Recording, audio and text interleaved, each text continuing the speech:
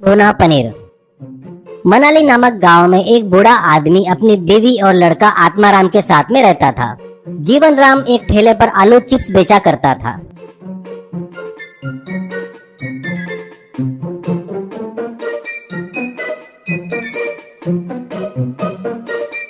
पहले वो सिगड़ी पर एक तवे पर रेती डालता, उसमें आलू को अच्छे से भूनता और फिर उसे साफ कर कर बारीक चिप्स जैसे काट कर उस पर नमक मिर्च मसाले डालकर बेचता था। वो तेल में फ्राई नहीं करता था क्योंकि सेहत का वो काफी ख्याल रखता था। ये सोचकर लोग बड़े चाव से आते थे और खाते थे। जीवन राम का लड़का आत्माराम बहुत बुद्धिमान था। पढ़ाई में हमेशा आगे रहता था, क्लास में हमेशा फर्स्ट आता था।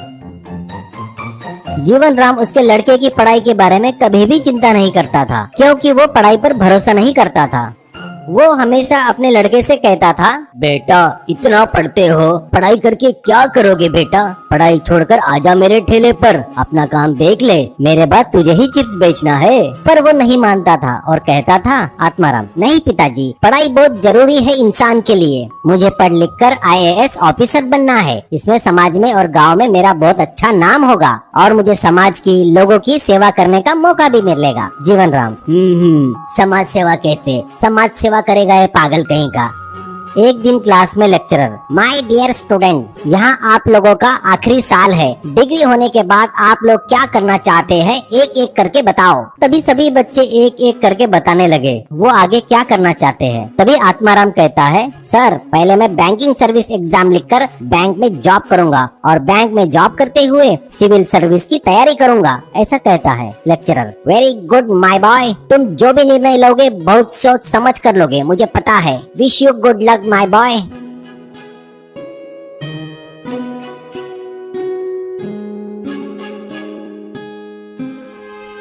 आत्माराम अच्छी पढ़ाई करके एग्जाम अच्छा लिखता है और फर्स्ट क्लास में पास होता है और घर में आकर बताता है, तब पिताजी फर्स्ट आया ठीक है, हमें बहुत खुशी हुई, पर आगे की पढ़ाई कराने की हिम्मत मुझ में नहीं है। कल आजा मेरे ठेले पर चिप्स बेचने। ऐसा कहता है। माँ, ये क्या कह रहे हो जी? बेटा इतने अच्छे मार्क्स लेकर फर्स्ट आया है और आप उससे ऐसे बात कर रहे हो। बच्चों को पढ़ाना माँ बाप की जिम्मेदारी होती है, ये मत भूलिएगा आप। पिताजी, हाँ हाँ पता है, जिम्मेदारी थी करके अब तक पढ़ाया मैंने, अब मुझसे नहीं होगा।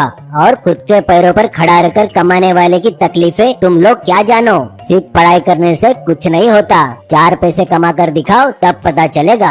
आत्माराम, पिताजी पढ़ाई को इतना कमजोर मत समझो। मैं पहले बैंक की एग्जाम देकर बैंक में जॉब करूंगा, फिर जॉब करते हुए सिविल सर्विस की तैयारी करूंगा। तब तक मैं आपसे 1 रुपया भी नहीं लूंगा। मैं भी कुछ न कुछ धंधा लगाकर पैसे कमाऊंगा और उन पैसों से ही आगे की पढ़ाई करूंगा। ऐसा कहता है। अगले दिन ही आत्माराम उसके पिताजी के ठेले के आगे अपना ठेला लगाता है। डांसिंग भुना पनीर ऐसा बोर्ड लगाता है, अपना धंधा शुरू करता है और कहता है, अरे सुनो सुनो पनीर खाने वालों, आपके स्वास्थ्य के लिए बहुत उपयोगी है। इसमें जो पोषक तत्व है वो हमारे लिए बहुत जरूरी है। सुनो सुनो, लेकिन हम उसे तेल में तलेंगे तो उसके पोषक तत्व नष्ट हो जाएंगे। लेकिन हम कच्चा पनीर भी नहीं खा सकते, इसलिए मैं लाया हूँ डांसिंग भुना पनीर। यहाँ पर मैं रेत पर पनीर को भूनकर आप लोगों को खिलाऊंगा। आइए आइए एक बार टेस्ट करके देखिए। ऐसा चिल्लाता है। ये सुनकर पिताजी के पास खड़े लोग उसके गाड़ी के पास आते हैं। ऐसे ही वो रेत में पनीर को भूनता है तो पनीर के टुकड़े उछलते हैं, इसलिए इसका नाम डांसिंग भुना पनीर रखा था। भुने हुए पनीर के पीसेस को छान कर उसे प्लेट में रखकर उस पर सॉस डालकर लोगों को देने लगा।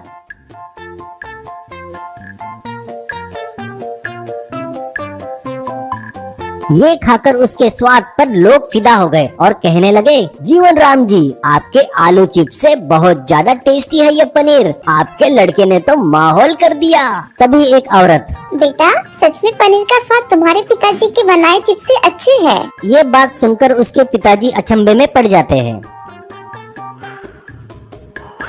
ऐसे ही रोज पनीर बेचकर वो पैसे कमाता था और उन पैसे से बैंक की परीक्षा की पढ़ाई करके पास भी हो जाता है और उसे बैंक में जॉब भी मिल जाती है।